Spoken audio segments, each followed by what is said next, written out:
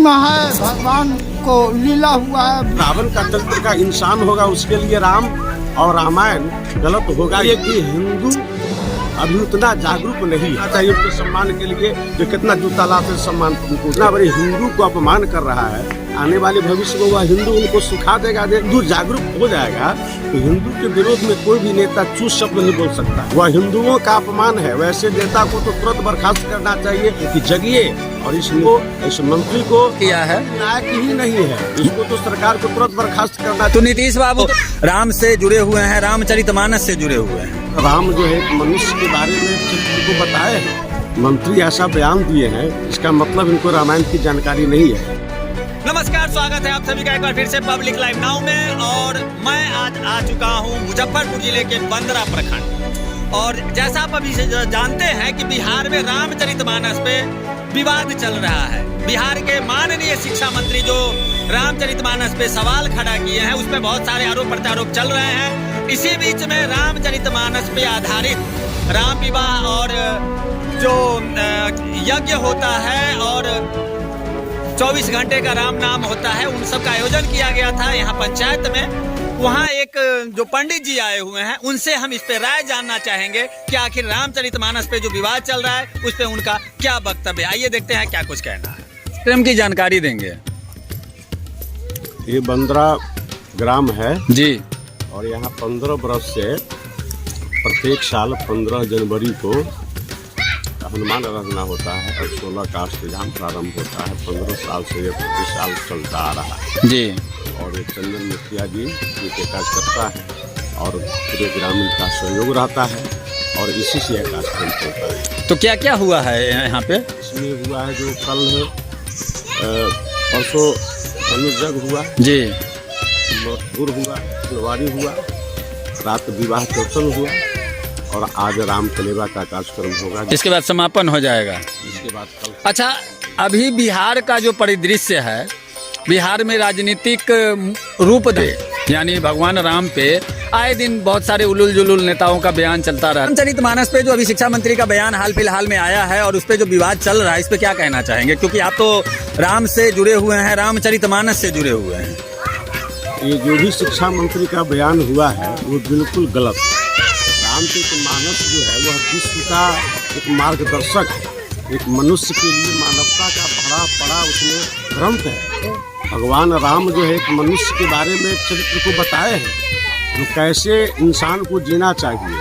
अगर ये मंत्री ऐसा बयान दिए हैं, इसका मतलब इनको रामायण की जानकारी नहीं है, धर्म की। शिक्षा मंत्री हैं वो बिहार के, अभी शिक्षा मंत्री हैं, वो राजनीतिक से भरे पड़े हैं। धर्म का उनका थोड़ा भी ज्ञान अगर होता तो ऐसा बात वो बोल ही नहीं सकते थे, क्योंकि रामायण पर आज तक कोई विश्व का विद्वान अंगुली नहीं उठा सका। वो तो कहते हैं कि इसमें बहुत सारे उलुल जुलुल बातें भरी पड़ी है। तो जो मनुष्य होगा वो तो उसको अच्छा दृष्टि से देखेगा, और जो दानव होगा, जो राक्षस होगा, रावण के लिए भी तो राम गलत ही थे जी। इसीलिए जो रावण का चरित्र का इंसान होगा उसके लिए राम और रामायण गलत होगा ही, इसमें कहीं कोई तो मत नहीं है। तो उसमें उनका कहना क्या है? उनकी तो चरित्र की गलती है, उनका सोच समझ की गलती है, उनका ज्ञान की कमी है। चलिए, उन्होंने एक चौपाई पर प्रश्न उठाया है रामायण में कि ढोल गमार शूद्र पशु नारी सकल तारणा के अधिकारी। इस चौपाई का अर्थ उनको जानकारी ही नहीं है। ये बिल्कुल जातिवाद नहीं है, इसमें हम लोग को ज्ञान सीखना है।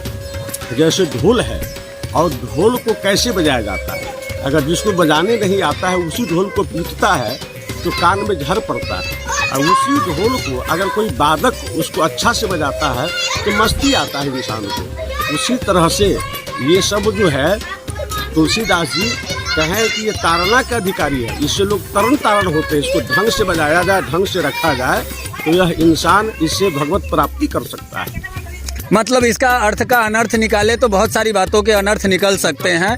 इसका गलत फायदा उठाया जा रहा है। आपका कहने का मतलब ये है कि जो उन्होंने उदाहरण पेश किया है लायक ही नहीं है, इसको तो सरकार को तुरंत बर्खास्त करना। तो नीतीश बाबू तो कहते हैं कि सभी धर्म का सम्मान करना चाहिए, लेकिन उस पर कोई कार्रवाई नहीं कर पा रहे हैं। कार्रवाई कैसे करेंगे? वो भी तो गढ़ पे हैं, तुम क्या जैसे कार्रवाई करेंगे? उनको सोचना चाहिए कि मंत्री होकर के बिहार का और ये इतना बड़े हिंदू को अपमान कर रहा है, आने वाले भविष्य में वह हिंदू उनको सुखा देगा। क्या होता है हिंदुत्व? रामचरितमानस पे सवाल खड़ा करना कितना जायज है? बिल्कुल गलत है, वह हिंदुओं का अपमान है। वैसे नेता को तो तुरंत बर्खास्त करना चाहिए और जनता के बीच में छोड़ देना चाहिए उनके सम्मान के लिए, जो कितना जूताला से सम्मान उनको किया जाता है। किसी अन्य धर्म पे जब विवाद खड़ा होता है तो बहुत सारे नेतृत्व इस पे राजनीति करने लगते हैं, लेकिन जब रामचरितमानस पे ऐसी बातें उठी हैं तो कोई भी सर्वसम्मत से इस पे प्रतिकार नहीं हो पा रहा है, क्या कारण है? इसलिए कि हिंदू अभी उतना जागरूक नहीं है। अगर जिस दिन हिंदू जागरूक हो जाएगा तो हिंदू के विरोध में कोई भी नेता चूस शब्द नहीं बोल सकता है, एक शब्द नहीं आवाज निकाल सकता है।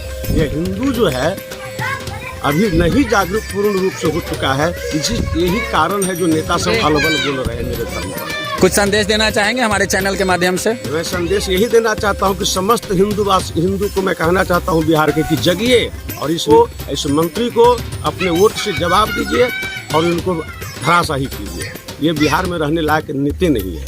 चलिए, बहुत बहुत धन्यवाद।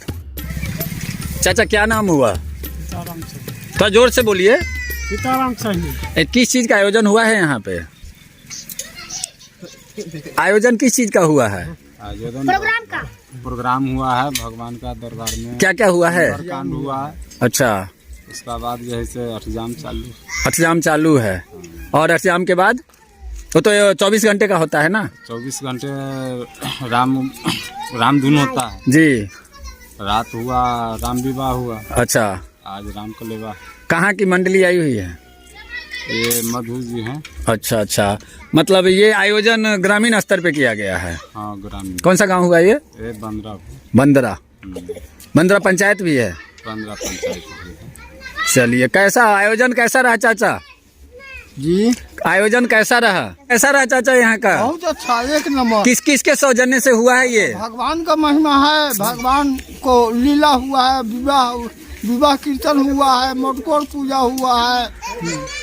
अच्छा, हर साल होता है क्या? हाँ, हर साल होता है। हाँ, आज राम कलेवा है। हाँ, क्या कहते हैं ये कि कैसे आयोजन कैसे हुआ? सामाजिक रूप से या हाँ, सामाजिक रूप से आयोजन किया गया है? सामाजिक रूप से हुआ है। अच्छा, चलिए, बहुत बहुत धन्यवाद।